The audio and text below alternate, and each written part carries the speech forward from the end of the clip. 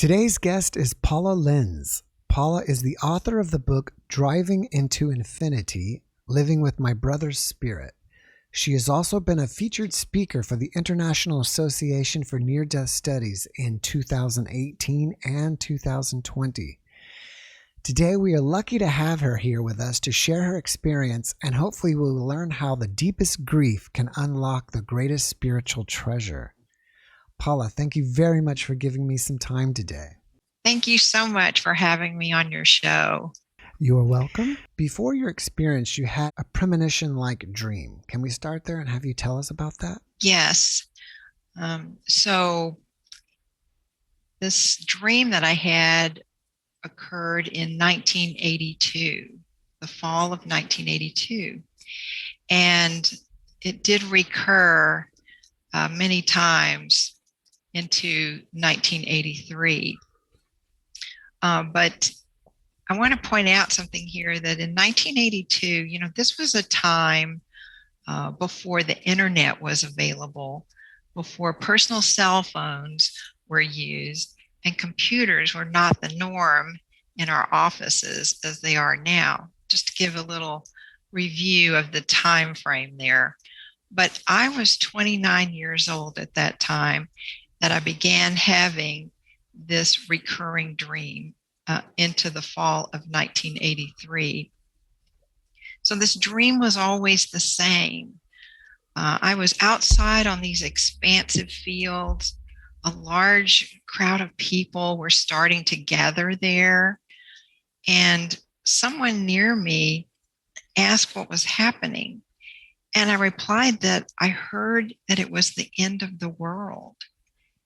And everyone at that point was looking up in the sky, and there appeared Jesus in the sky.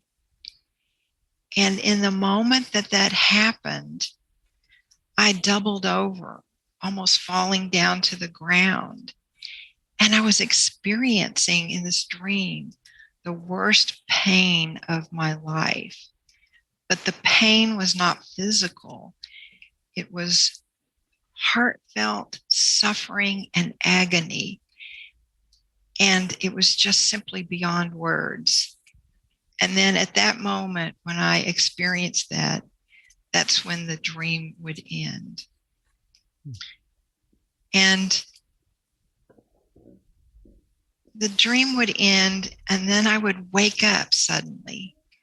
And I had no idea what this dream was trying to tell me. But I want to fast forward now to October 7th, 1983. And this was a Friday morning.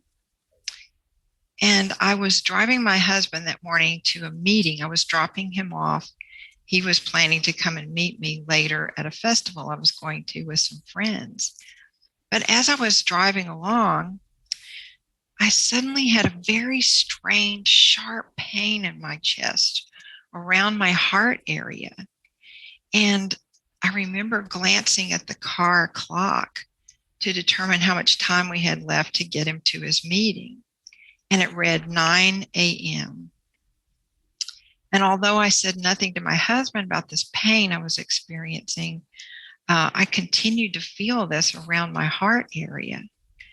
And I was alarmed. I thought, I'm only 30 years old, but I wondered, was I on my way to having a heart attack or a blood clot?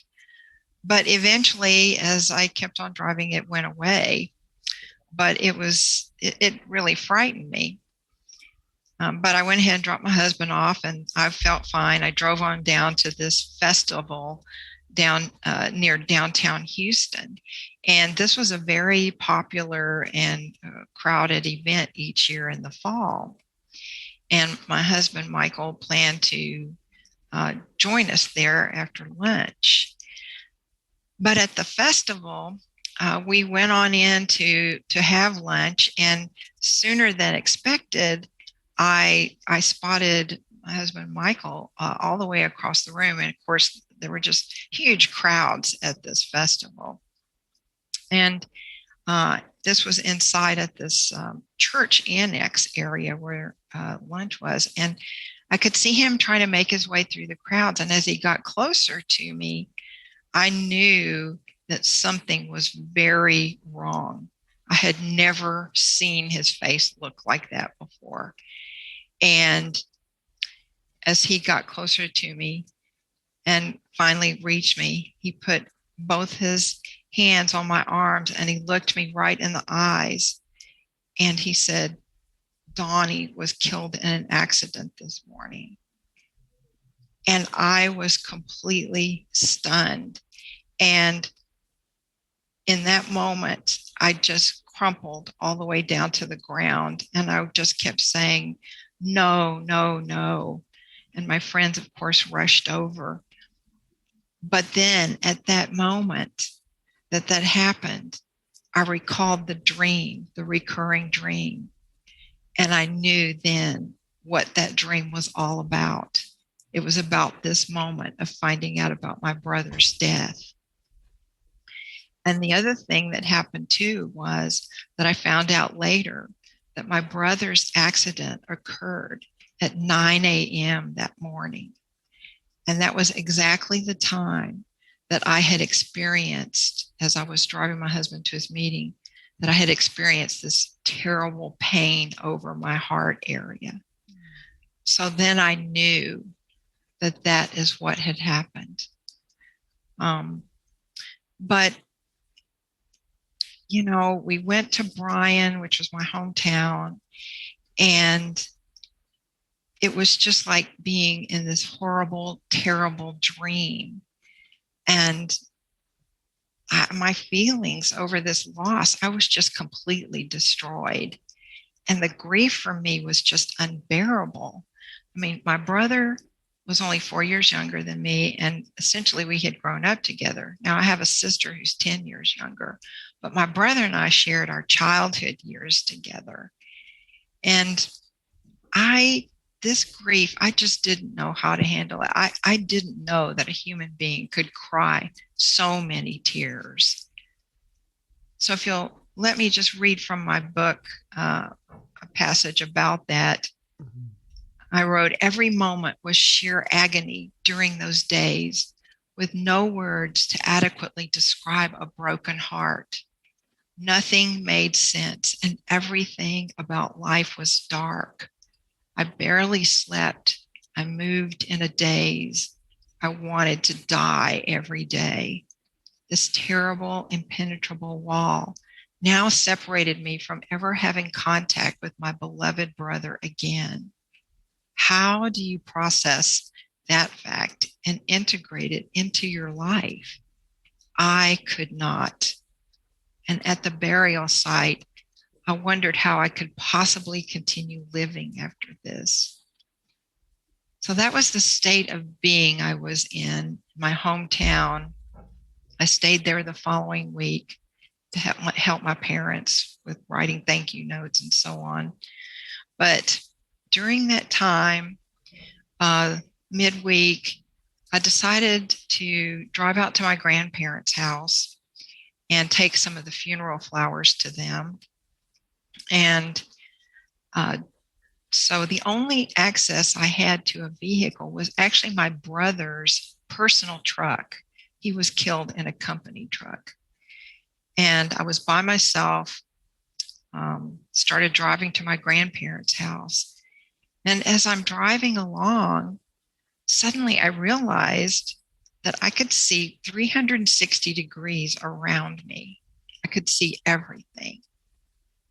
And before I had too long to even try to figure out what was happening to me, I realized that there was someone at my right shoulder as I'm driving the truck. And it looked like a pattern of lights. But then I realized that it was my brother. He was right there with me in the truck as I was driving, and this 360-degree vision stuff happening to me. And my brother began to speak telepathically to me. And he told me not to be sad, that he was happy. And most of all, he wanted me to know what life was like for him now. And he explained to me that he was on another plane of being and that it had simply been time for him to go. At this point, I became aware that I was no longer in my body and that I existed like in just a state of consciousness. I was not driving, was not aware of that. And as I went into this state of being, it was like at first I saw this landscape very briefly, almost like outlines. But then after that, I realized I was out in the middle of the universe and that I was experiencing infinity and eternity. And so throughout this experience, my brother was right there with me, out in the middle of the universe.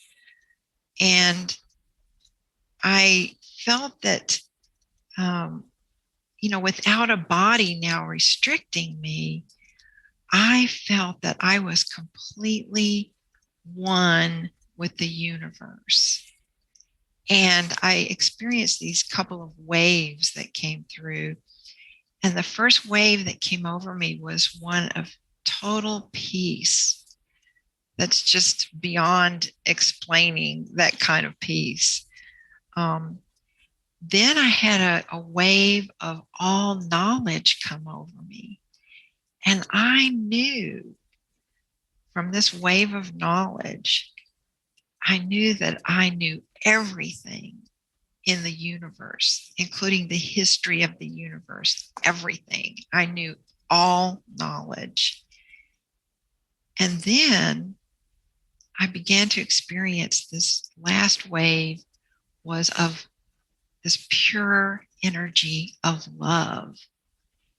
And that's what I call spirit in my book, this energy of love. And I knew that this energy of love, this spirit, that we are all one with that energy of love, our spirit. And we're one with everything that exists. There is nothing in the universe that is separate from this energy of love, even though here on earth, because we're in these bodies, we don't think like that. We view people as, of course, separate and everything. But at a different level, we are all the same. This energy of love, of spirit. And it was just the most wonderful state of being I had ever experienced. It was like this state of consciousness was, it was home to me. That's what it felt like to me. It's like, I'm home. I love this. And I did not want to go back to my body. Mm-hmm. And I know that my brother during this time, he communicated other information to me. But when I returned, I could not remember some of this information that he had given to me. And I just figured that it was supposed to be that way. But while I was still in the experience, I wanted to be deeper into this life, this experience. I didn't want to go back to my life on earth at all. I wanted to go on. And when I started thinking like that, I suddenly began whooshing away. It just felt very rapidly. And I could actually hear the rushing sound because I wanted to go on to the next level, whatever that was. And as soon as I started that, though, and thinking about that, my brother, his hand or his spirit, his energy began pushing down on me. And he said, "No, you can't go yet. It's not your time." And then very suddenly, I began realizing that I was going back into my body, that my brother was using his energy to push me back down into my body. And I could see myself coming back in.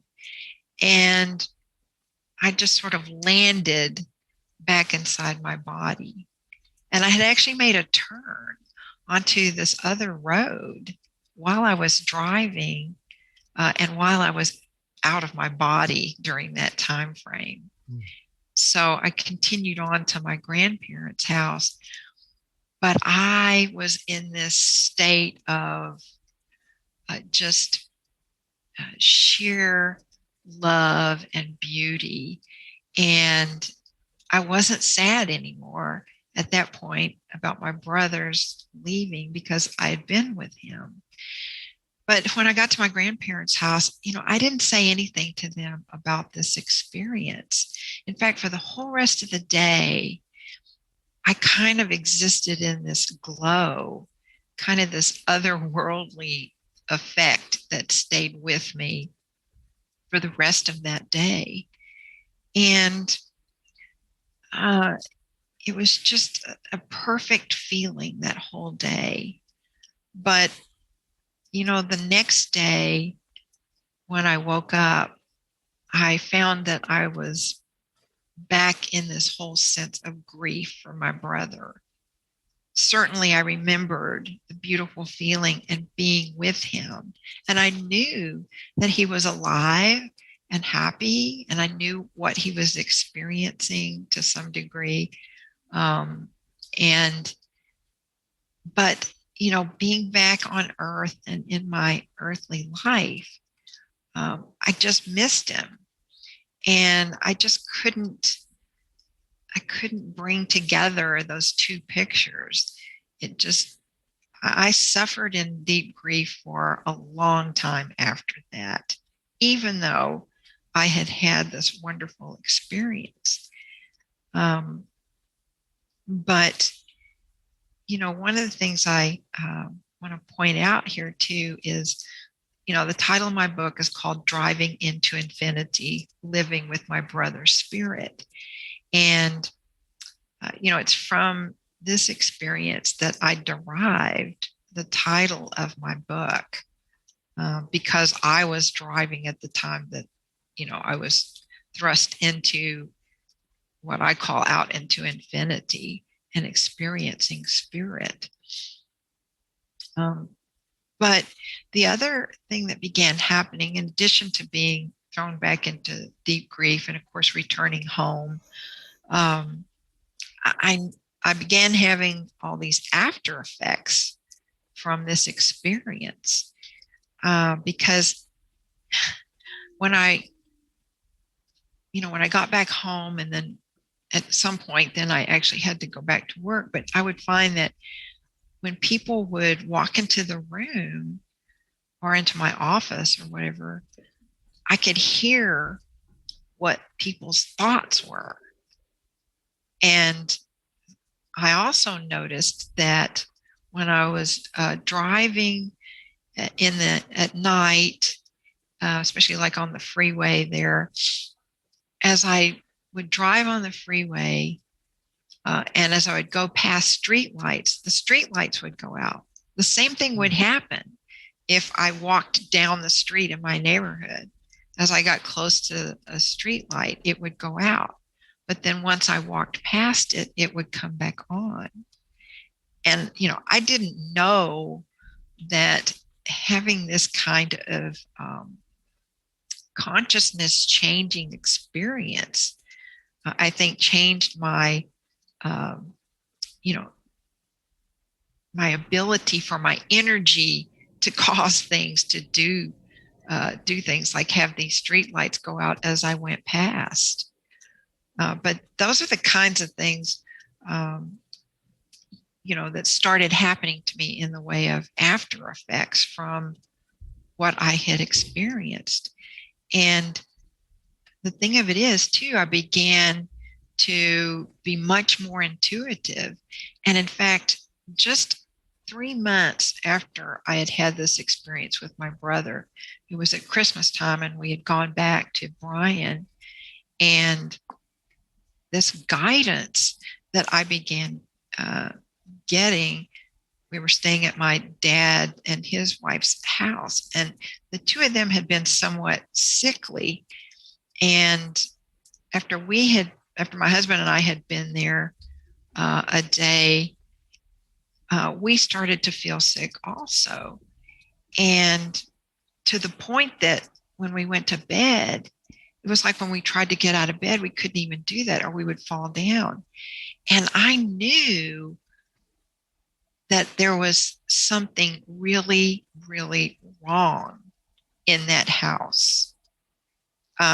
This was coming through to me. And even though I was in this terrible state of sickness, as was my husband, but I managed at my dad's house, and both of them were very sick. I knew that something was horribly wrong in that house. I crawled down the hallway there because I could not stand up. And at that time, this was 1983. They had this phone on a telephone on this little cabinet area, and I was barely able to get to the phone. But I called my sister who lived there, and I begged her to come over. And she stayed on the couch, and I managed to crawl into the living room, and I told her we needed to leave the door open, and we opened a window in the kitchen. And long story short, what happened was my dad the next day realized that the cover to their furnace had fallen off, and that meant we were dying of carbon monoxide poisoning. Wow. And if I had not had that guidance, we would have all died. And those are the kinds of things that began happening to me. You know, I would just have these intuitive nudges or understanding about things that would come to me. And I even got guidance in my career. But in addition to that kind of after effect, I also began to get additional outreach from my brother. And that's continued my whole life. But at my house in Sugar Land, where I lived at that time, I remember walking out of my bedroom door, glancing into the living room, and I saw my brother standing there looking into our stereo cabinet. Now, it was just an instant, but it was him. And another thing that happened there, he had stayed with us one summer. He was working in Houston. And so my husband and Donnie would get in the dining room in the evening, and they would play this crazy electric football game. They'd get really rowdy, and I'd go in there and start yelling at them. I was like, we got to go to work tomorrow and all this. And so then they would stop. But what began happening at my house was that every week, 2 or 3 times a week, when I would come home from work, in the dining room, the chair where my brother would sit in the evenings when they were playing that crazy game, that chair would be pulled out. And I asked my husband, I said, "Are you going into the dining room for any reason?" He said, "No, I never go in there." And, that continued to happen until we sold that house and moved. But we also had in that house a TV room, and my husband and I were in there one night, and we had these 2 big bookcases in there, real tall. And all of a sudden, from the top shelf where we had kept these videos and stuff, we're just sitting there, and this video came flying out from the top shelf and landed right at our feet. And we both looked at each other, and we were just like, what happened here? So some of these things, it wasn't just me it was happening to. I mean, my husband was sitting right there when that occurred. Another time I came home from work, And I was walking down the hallway and get ready to head toward our bedroom. And when I got to the doorway there, a chair had been placed right in the center of the doorway going into the bedroom. And that was a chair that had been at the desk in our bedroom. And I thought someone was in the house. I ran out. I waited outside. Nothing happened. I went back in. I moved the chair. But, I began finally to understand these things were all happening from, I think it was just my brother doing these things and being there still. Now, I'll say this at this juncture. I've had a lot of people ask me, well, do you think your brother is an earthbound ghost? Because I've had all these things happen. Mm-hmm. And I said, no, he just checks in here and there. I know he's where he belongs, but because we were so close and I was, still going through for a long time the grief, he was just reaching out to me to just say again, hey, I'm still here. Everything's cool, doing something funny to just to startle me, I think, in some ways. But even my dad and his wife talked about how at night they would hear buttons, the sound of the microwave in their kitchen going off. And like my brother used to go over there, all the time in the evenings, and he would just help himself to food and he would heat up the food and stuff. And they just swore that they were sure it was my brother. My mother had a dream encounter with my brother. I mean, she, like everyone else, were, just struggling with the grief. And she told me, though, that she had this dream where this young deer came walking up to her, and she knew that it was dawning. And he came up to her and wanted her to know he was safe. And she said, son, you need to come back to me right now. And he said, Mama, I can't. And she said again, I need you to come back to me. And he said, Mama, I can't. And he turned around and then he walked out of the dream as this deer. She told me it was him. So, again, my brother reached out to some other people too. But I want to point out that in the afterword chapter of my book, that is written by a researcher in the near-death experience realm. Her name is Dr. Jan Holden. And she cites within that chapter how this out-of-body experience I had was so much more like a near-death experience because of all the after effects and the way this all came about. And she had said that this was an empathic experience of my brother's afterlife. And empathic is defined as showing an ability to understand and share the feelings of another. And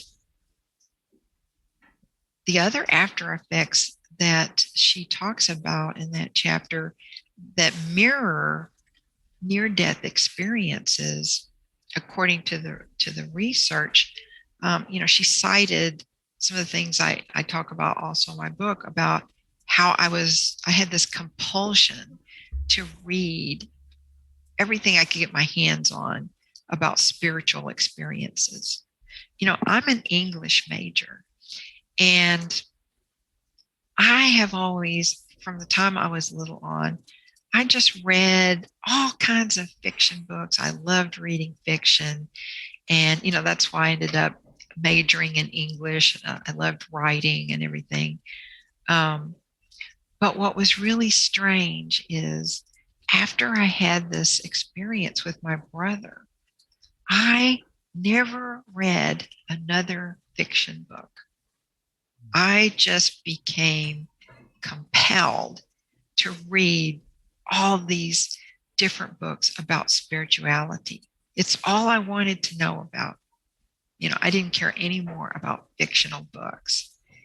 And that was an amazing change for me, again, having been an English major.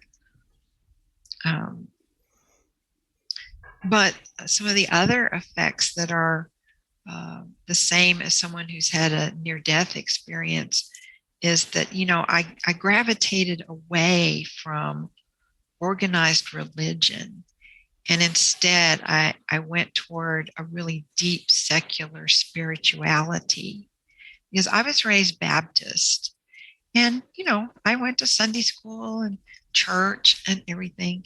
But what I experienced, this deep connection and this spirituality, to me, it was so much more whole than just being in the framework of a religion.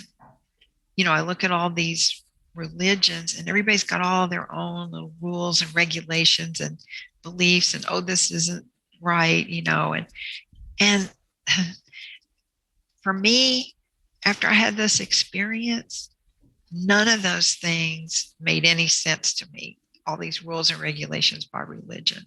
I just couldn't identify with it anymore. To me, everything is about spirituality. And all these other things that religions seem to come up with and surround themselves with, they don't make any sense to me. It's just like, it's not about that. So my complete understanding of faith and religion and everything totally changed. And I also, became much more precognitive in terms of just knowing about events coming up, but also even in my dreams, those became different because a lot of times those dreams I would take and have to figure out what they were predicting for me. And, I already mentioned the street lights, but I also later in life, I actually went and took a class on learning to read people's auras. And so ever since I took that class, I've been able to read people's auras. It's not like I'm walking around just looking at everybody's auras, though. It takes to be able to have a light kind of background behind them. But when I go to luncheons sometimes and they have speakers, and I'll read their auras from the table when they've got a light background behind them. I can see, what their auras are. So, and a lot of my friends have had me take a look at their auras as well. But the whole experience for my life, how I view it, is we are just all so much a part of something so much bigger than what we envision in our lives here on earth. But, from my viewpoint, it's like, well, that's what earthly life is about. Coming here and experiencing the physical, but then learning to see beyond that and to get to that point where we are more spiritually thinking and opening ourselves to so much more than just the physical kinds of things that happen here. And, writing this book for me was a huge step forward in my life because I can tell you this right now. I only had like 2 friends that I ever told about that experience I had with my brother. This this whole thing that I have just told you about, all the changes I had and everything, these were not this was nothing that I talked about with people. This was a side of my life that um, was always under wraps. I lived in the world of business. I had a long career, and you know the, that side of my life was never brought forth at any time during that, except, as I say, with a couple of my closest friends. But writing this book, I wrote this. I started writing this book like about 4 months after I retired. This was in 2016, and the book was actually published in 2017. And I just want to explain that when this book came out, I was a little like, well, I wonder what my business friends are going to think about this. But I just went ahead and put it out there to the world. And I had so much good feedback. And I felt like for the first time in my life since all this had happened to me, that I was claiming authenticity in my life. I felt authentic. I felt whole because, again, it was like this missing part of my life that was never in the forefront for me. I experienced all these things, but again, I just didn't talk about that or own up to it. And it was so freeing for me to be able to start talking about this experience and all the changes that happened to me from it. And again, I was really happy with, people were accepting of and very interested in finding out more about what had happened to me. And, I felt almost giddy when I was able to claim this side of who I am. It was so wonderful for me. And then, my focus after having retired, but having this book, I became a speaker. I've been a speaker at a number of events and podcasts. But my whole interest in doing that is really to help people, all people really, but specifically people who have lost those who they love and who are gone from their lives. Because I know that road, and it is not an easy one. People, you go to a funeral for somebody, you give your condolences, you leave after the burial site or whatever, and your life goes on. But for the person who has experienced a really deep loss of someone, their road is just beginning in terms of the grief and the loss that they feel. That is a real reason to why I wrote this book, because I felt like I could reach out to others who were suffering from the loss of people they grew up with, loved, whatever their relationship was to someone they love. There's nothing to replace that space that's left by someone who's moved on into the afterlife, and you're still here. And that has been my real goal. But one of the other things I discovered more recently was I developed, and I mentioned this in the book too, I developed this, what I call meld into spirit technique, or MIST.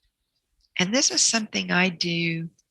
I think that my motivation for having, for doing this is to be able to experience at some level that feeling again of oneness with spirit, with this energy of love, a way of getting to that level where you can really feel and experience that. And that was my hope for developing this technique. It's a visualization that's only about a minute and 15 seconds that I walk people through. And I've got a workshop on it that goes into levels of consciousness and other aspects of consciousness. But this visualization is something that you can use wherever you are. You don't have to sit in a corner and close your eyes and meditate. I mean, that's all good to do too.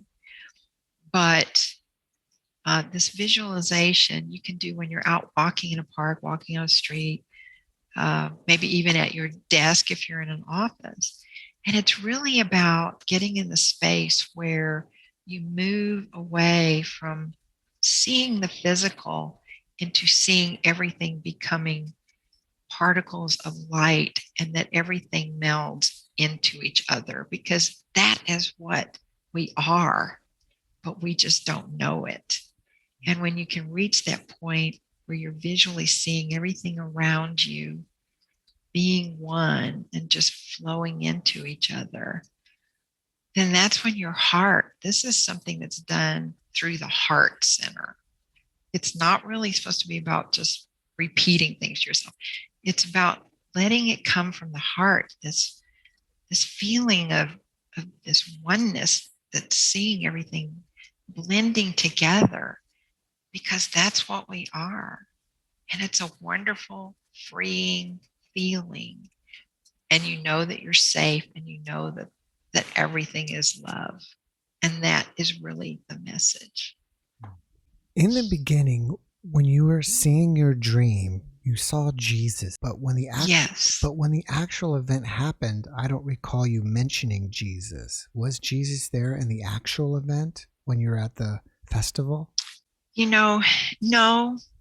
As I was falling down to the ground, my vision was of after my husband told me that my brother was dead, what I saw and experienced was, I saw in my mind, it was as though I were out in the universe looking at the earth, and the earth in front of me was just falling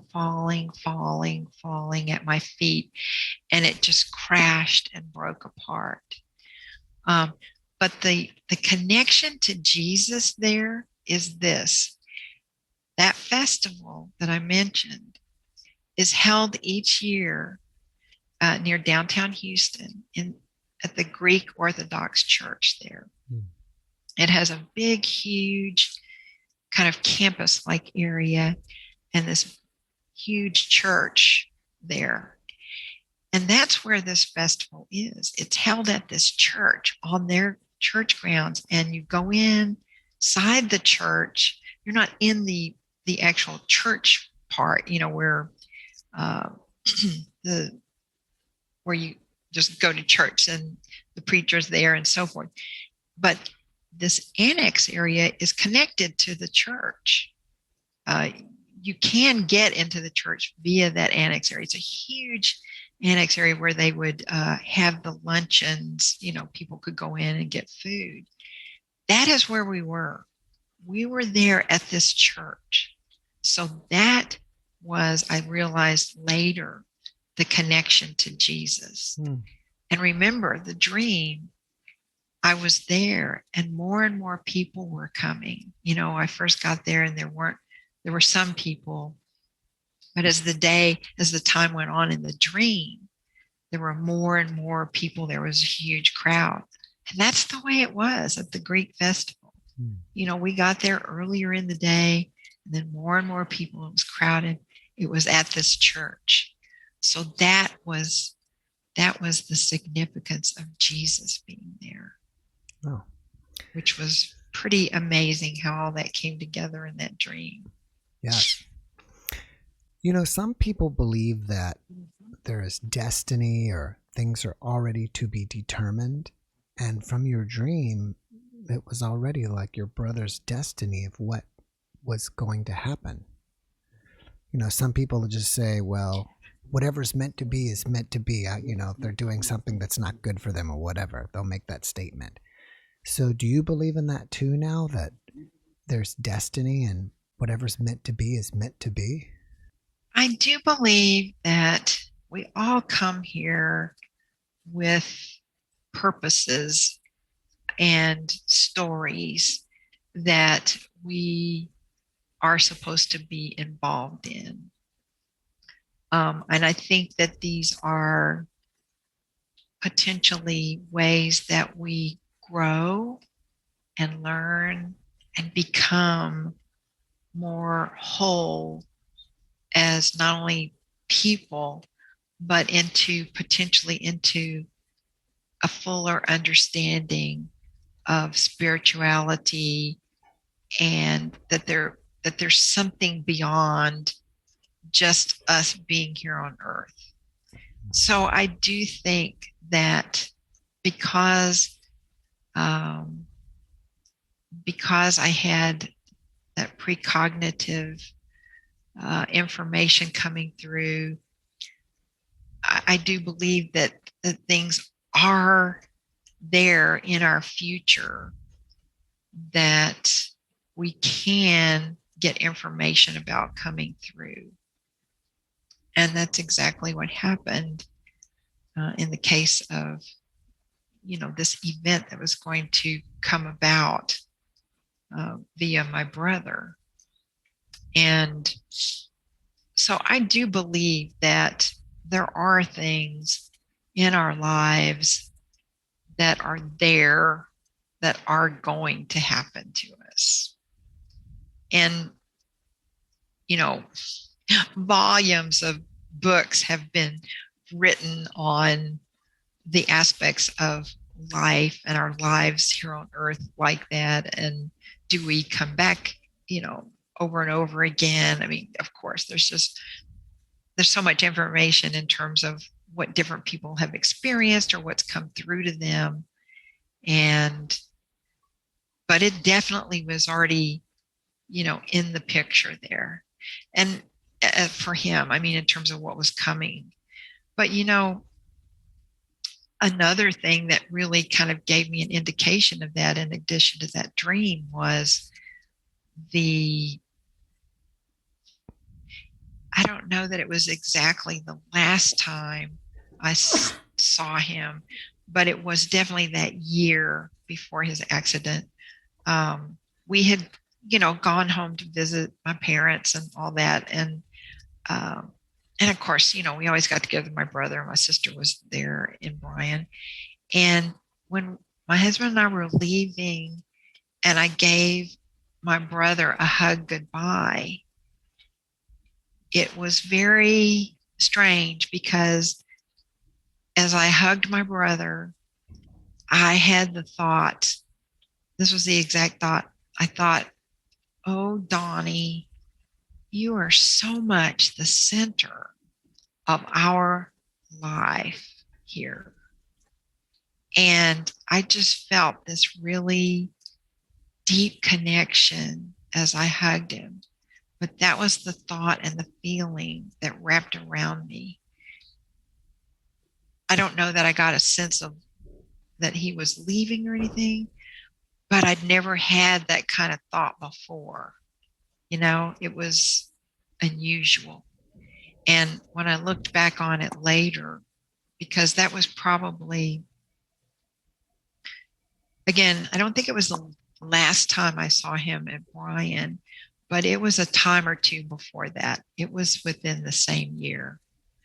And I knew that was some kind of message even then that was coming through to me because we were, close. This experience happened almost 40 years ago. And has the memory or the recollection of this experience faded over the years, or has it stayed the same or changed in any way?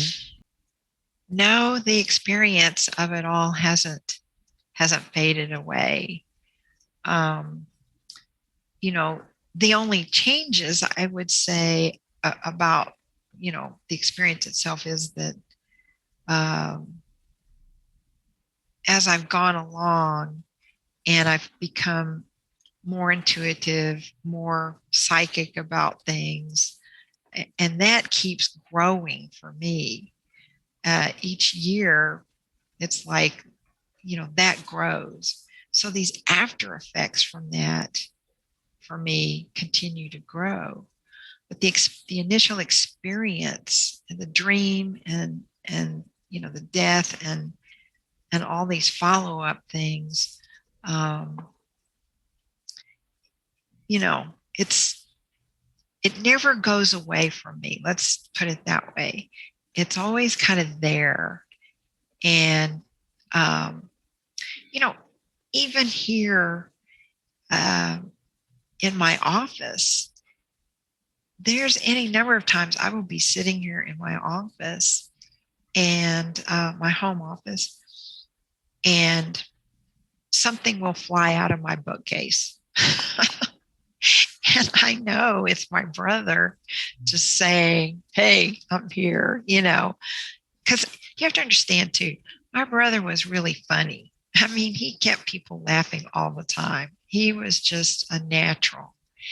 And his personality and demeanor was always a happy person and just fun. And he was never a mean person. There was not a mean bone in his body. And he was so well loved, and he had a huge group of friends. And I mean, his guy friends, you know, and all that, I mean, they served as pallbearers, and it was just devastating for them. I mean, he was just that kind of guy. And so, you know, things just evolve and they still keep happening in different ways. And so for me, this experience is always fresh on my mind because of things like that happen. But, you know, I mean, one day I was sitting here at my computer like I am right now, and everything was quiet, and I was reading. I was kind of deep in thought reading. And in the front of my desk is where this bookcase is. But it was really quiet. I was really by myself here.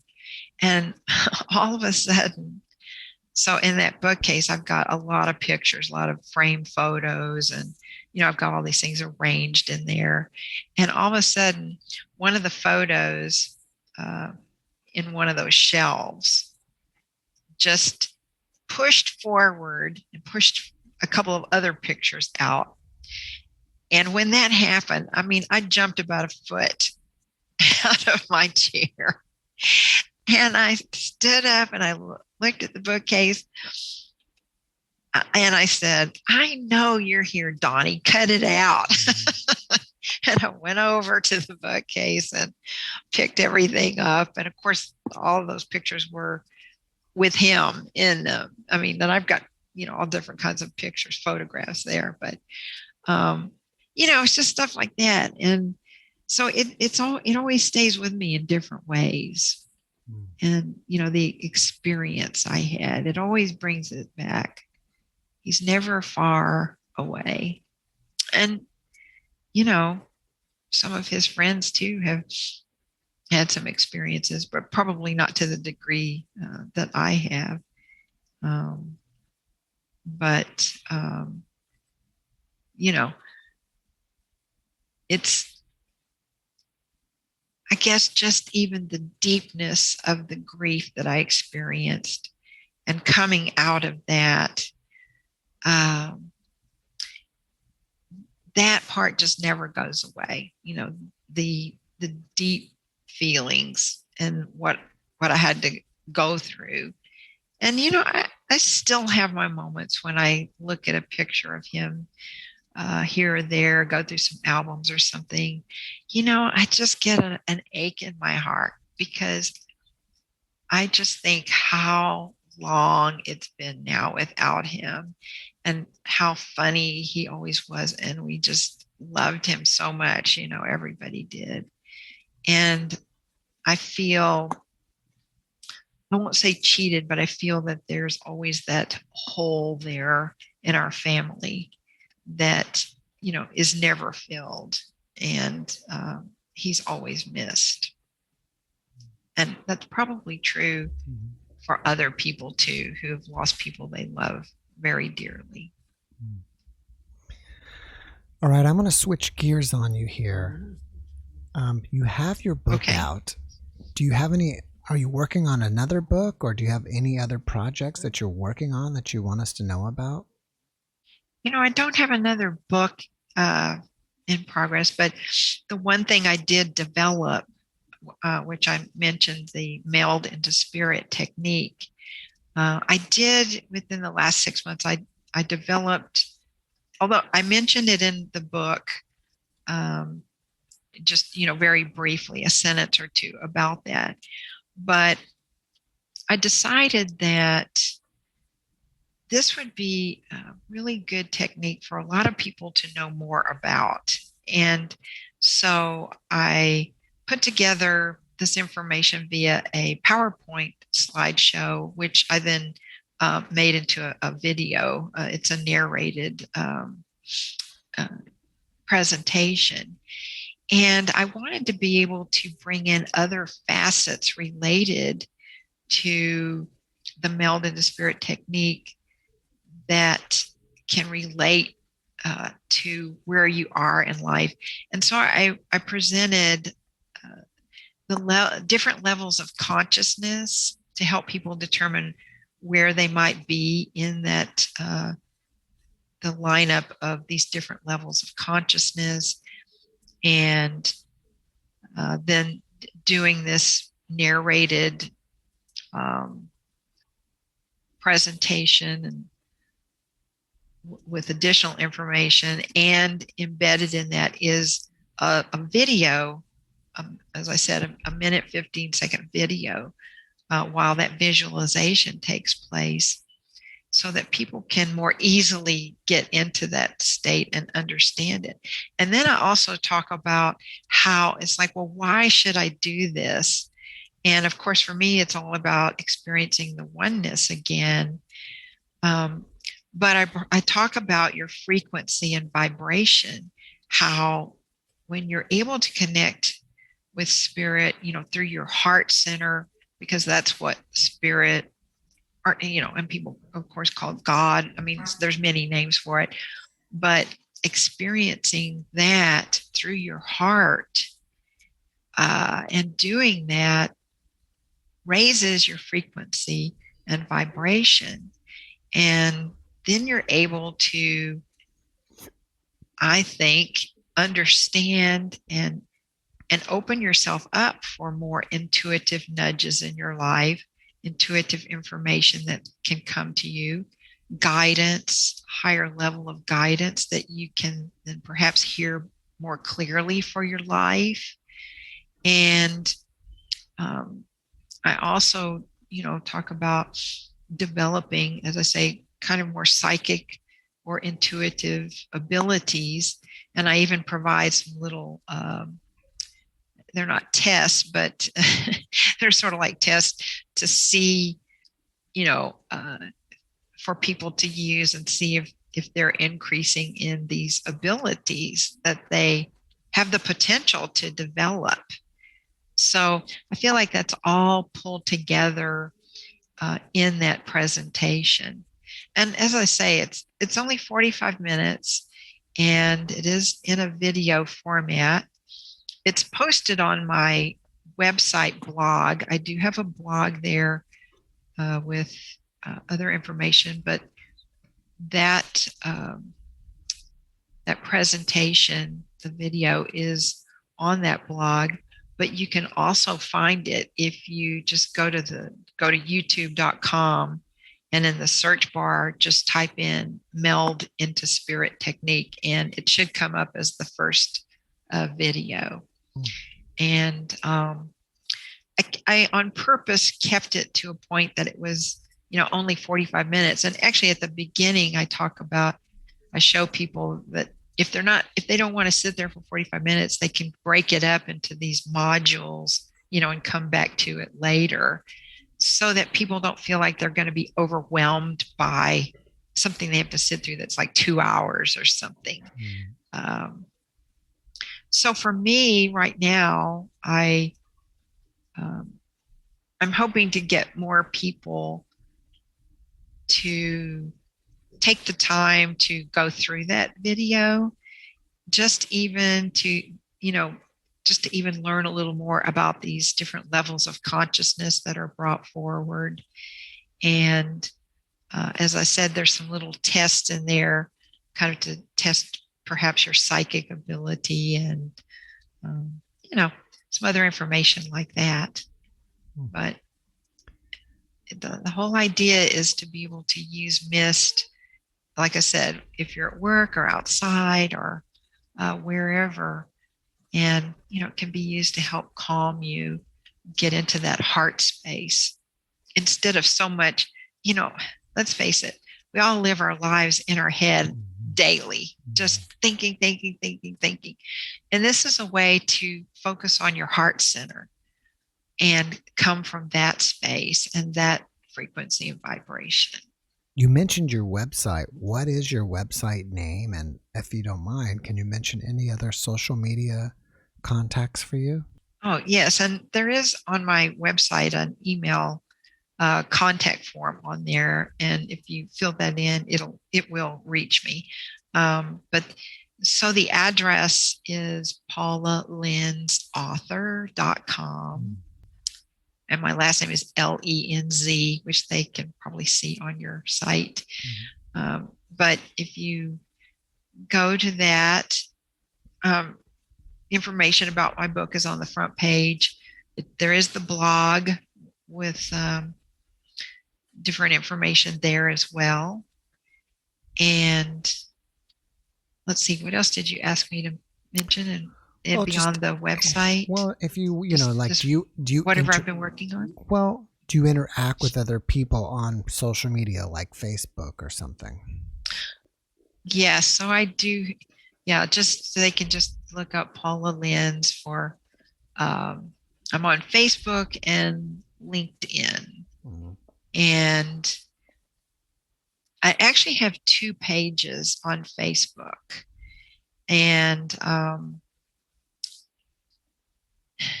I think if you put Paula Lenz author, if you're looking on Facebook, I think, the book page will come up. The other page, Paula Lenz, for me is, just everyday personal outreach to people, versus the other one is more focused on the book and, being the author and some of the stuff I've done through that. And as I said, I am on LinkedIn. I do have a Twitter account, but I use that much less often than the other 2. Yeah. And again, there's information there. All right, Paula. Well, before we wrap it up here, can you give us one last message? Well, I would say that, living your life more focused through your heart center and that frequency and vibration that comes through the heart. If you focus on your heart, if you just take a moment, focus on your heart area, you're going to feel that area begin to be warm. And that's a good space to go to when you're feeling frustrated or down or angry. By focusing on that heart center area, it just, and just being open to that feeling that comes through there is something that can really help you. The other thing I would say is I hope that my book and the information that I provide to people on various sources and in presentations to people. And as I state in my book, my goal in doing all of this is to reach out and help people who have suffered deep losses for someone that they love. And I think my book, the reason I wrote it again, is I wanted to convey what I went through, how deeply saddened I was, and the grief, the deep grief I went through. And when you're in that state of mind, that deep grief, the one thing I found when I was in that state was people who had been in that state, they understood where I was. And it was as though having that person standing there talking to me, it was as though a lifesaver had been thrown out to me.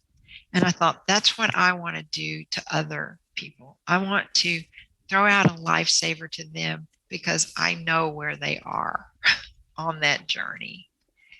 And that is my purpose. Thank you for that message.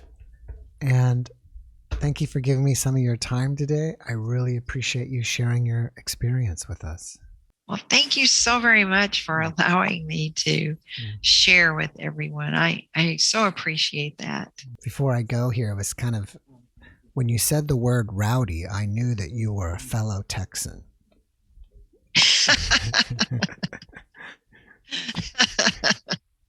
Yes, being rowdy is good.